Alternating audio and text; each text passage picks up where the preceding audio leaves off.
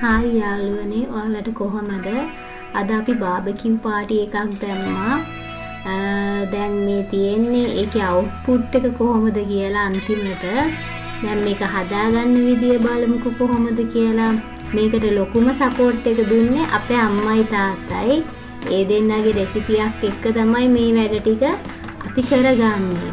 දැන් මේ ඔයාලට පේනවත් වගේ අපි සම්පූර්ණ චිකන් එකක් තමයි අරගෙන තියෙන්නේ. තාත්තා මේක කට් කරා පීසස් වලට. ඊට පස්සේ අපි මේකට සෝසස් දෙකක් යූස් කරනවා. එක සෝස් එකක් ලෙමන්, අනිත් එක බාබකියු සෝස් එක.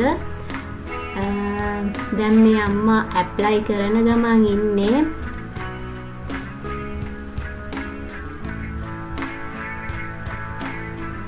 සෝසස් දෙකම හොඳට අම්මා ඇප්ලයි කරා.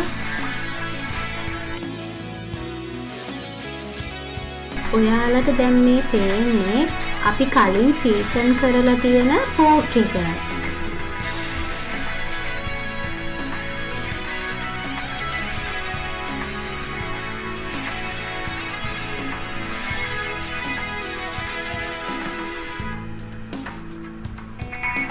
අපි මේ බාබකියු එක කරන්නේ අපේ ගෙදර තියෙන oven එකෙන්.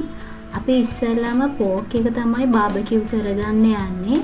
ඒ නිසා පෝක් ට්‍රේ එක උඩින් තියලා තියෙන්නේ. oven එකේ තියෙනවනේ හීට් එක. ඒ නිසා අපි චිකන් එකත් යටින් තියලා තියෙනවා.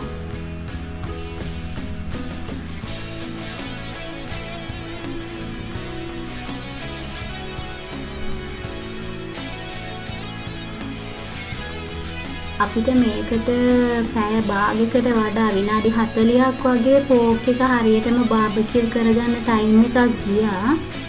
බලමුකෝ අන්තිමට පෝක් එකේ ලුක් එක කොහොමද කියලා.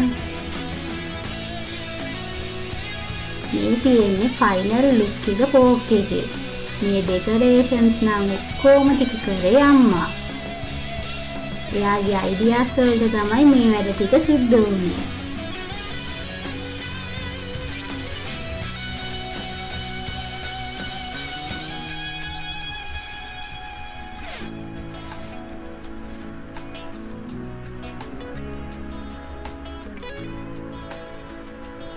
දැන් ඔයාලට මේ පේන්නේ අපේ චිකන් එක බාබකියු කරගත්තට පස්සේ ෆයිනල් ලුක් එක.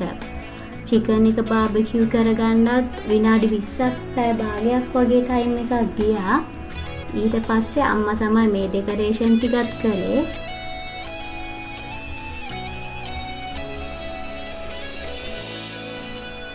ලුක් එක නම් නියමයි යාළුවනේ. දැන් ඔයාලා ආසම පාට් එකනේ. ටේස්ට් එක බලමුකෝ කොහොමද කියලා.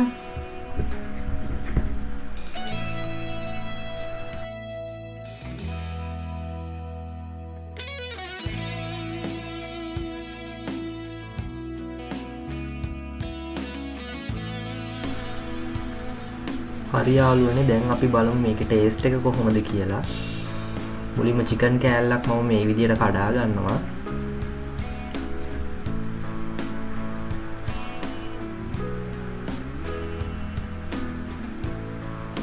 ඒකත් හොඳටම බාබකියු වෙලා තියෙන්නේ.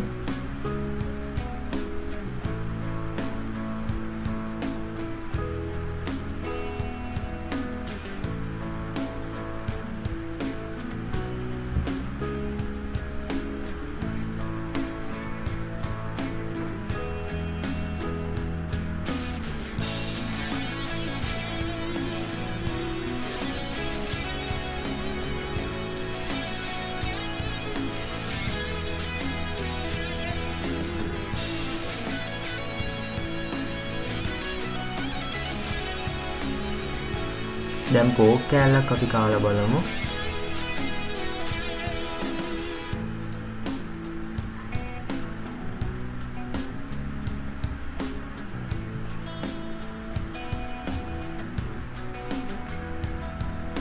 ඉතින් ඒකත් හරිම රසයි. ඒකත් චිකන් එක විදිහටම හොඳට බාබකියු වෙලා තියෙනවා.